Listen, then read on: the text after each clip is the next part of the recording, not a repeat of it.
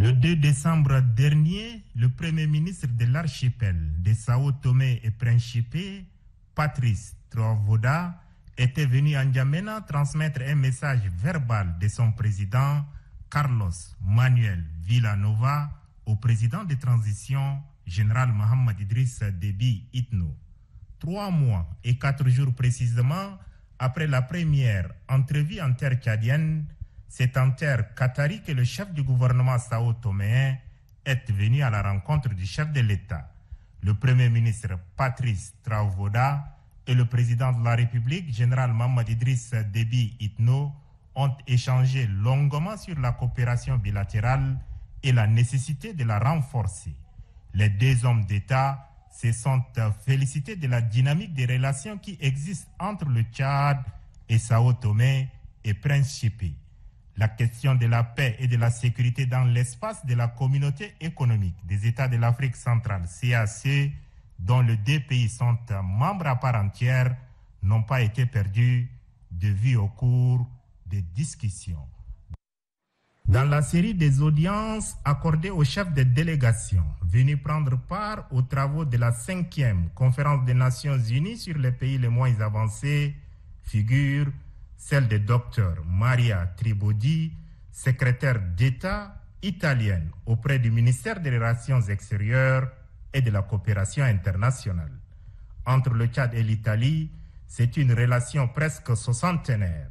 Dr Maria Tripodi est venue à la rencontre du président de transition, président de la République, chef de l'État, général Mohamed Idriss Déby Itno, pour solidifier l'axe Rome-N'Djamena et porter au summum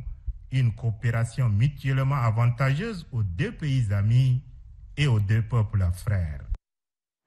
L'ancien chef de la diplomatie angolaise, Jorge Rebelo Pinto, est à la tête du secrétariat général des organisations des États d'Afrique, des Caraïbes et du Pacifique depuis le 2 mars 2020.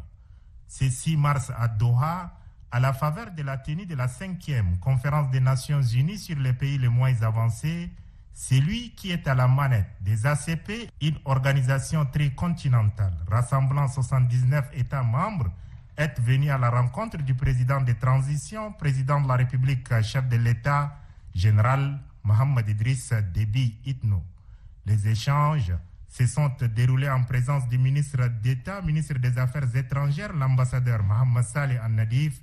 et des proches collaborateurs du chef de l'État. Le secrétaire général de l'OEACP est venu recueillir les avis et suggestions du président de la République devant lui permettre de mettre sur les rails cette organisation qui totalise aujourd'hui 45 ans d'existence. Le chef de l'État a émis les vœux de voir l'OEACP devenir le porte-étendard du multilatéralisme. Nous lui avons informé, notamment sur le fait que l'OEACP a négocié un accord de partenariat pour les prochaines années, mais que cet accord qui a duré 5 ans aussi, on n'a pas encore signé. Le président nous a donné des conseils et il a dit que nos pays ont énormément de défis, nos pays souffrent énormément, donc nos pays comptent sur nous. Au moment où l'ambassadeur Jorge Rebelo Pinto Chikoti prend congé du chef de l'État, la directrice exécutive du Fonds des Nations Unies pour la population, Dr Natalia Kanem, faisait le sens inverse. Aux manettes de l'UNFPA, depuis juin 2017, l'institution onusienne qu'elle dirige est bien connue des Tchadiens pour ses actions diverses et variées dans le domaine de la santé de la mère et de l'enfant,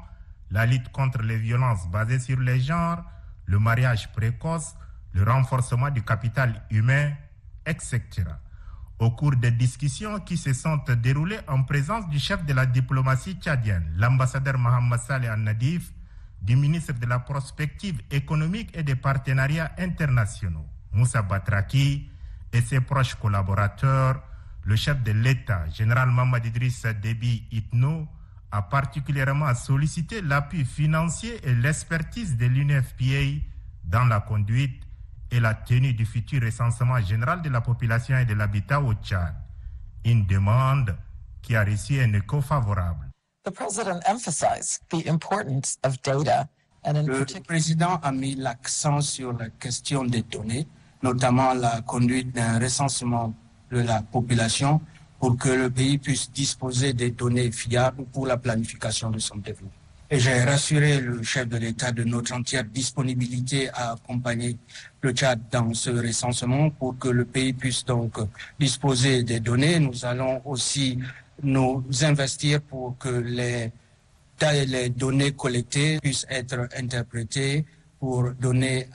au gouvernement, au ministère de la Santé, des éléments pour pouvoir travailler vers l'atteinte de meilleurs résultats pour le développement de la population au Tchad. L'éducation également fait partie des domaines importants pour lesquels des données fiables sont nécessaires.